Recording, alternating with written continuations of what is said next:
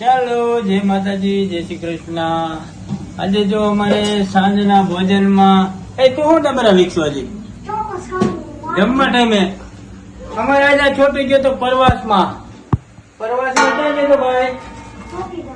ચોકી ઢાણી, કેસર ઢાણી. હમણાં અમે ચોકી ઢાણી નું નામ ફરી ગયો એટલે કેસર ઢાણી. પ્રવાસમાં ગયો તો સવારે ઉઠીને રોતો તો મારે નથી જવું અને પછી એકલા જવું ખાધું ભાઈ? હે પંજાબી ખાધું?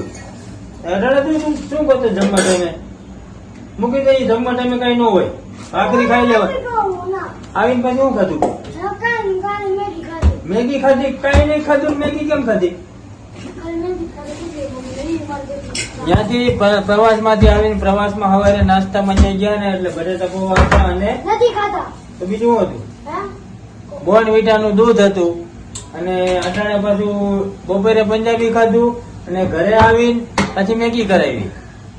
નાસ્તામાં બિસ્કિટ લઈ ગયો મનપસંદ ને વેફર બિસ્કિટ અને હજી ભાઈ ડબલ આવી ગયા.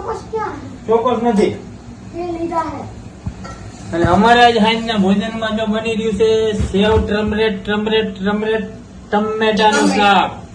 કારણ કે 10 કિલો ગૃહિણીના બજેટ તો વિખાવાના નથી. બજેટમાં રહેલું છે બધું. સેવનું અને ટમેટાનું શાક છે અને છે ભાખરી. શું છે? ભાખરી છે. પછી સીપડાની કટકી છે. કોબી ગાજરનો સંભારો છે. ચા પીવાઈ ગઈ છે. કોબી ગાજરનો કટકા સંભારો છે. તો ચાલો, રસોઈ બની રહી છે ને હજી ખા કરે છે. શરમ નહીં હોય? ઈ ખાવાનું છે જમવાનું છે?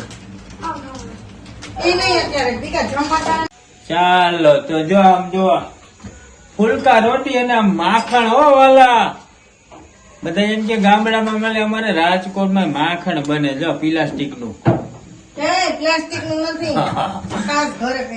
જોઈએ એટલે તમે ડેરીએ જાય ને એમ કે મારે 10 કિલો માખણ દઈ તોય મળે, પણ શેનું? પ્લાસ્ટિક ના દાણાનું. નક્કી ગામડા જેવું ન થાય. હો વાલા, ભલે બધાને ઢઢોરિયો સિટીમાં રહેવાનો. શું કેવા ટિફિન હારું થી સિટીમાં રહેવું પડે કે એ ગામડા જેવા જલસા થોડાક હોય. આમ જોવા તમે અહીંયા હું વરખા વાંદરા તો ક્યાં સડીને બેઠો? ત્યાં શું છે?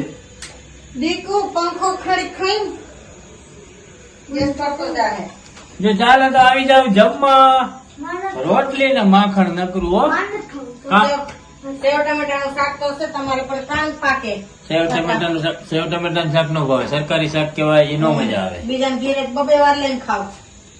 અને જો મહેમાન થઈને જઈને આ કોબી સસ્તી છે ને એટલે એટલી નાખી દેવાની. કારણ કે 5 રૂપિયાનો દડો અટાણે તમારે ગૃહિણીઓના બજેટ નો વિખાય એના માટે 5 રૂપિયાનું આખો દડો.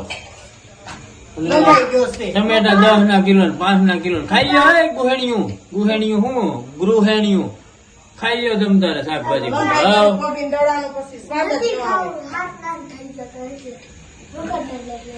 ભાઈ ચાલો જમવા આવી જાવ તમારા વાલી.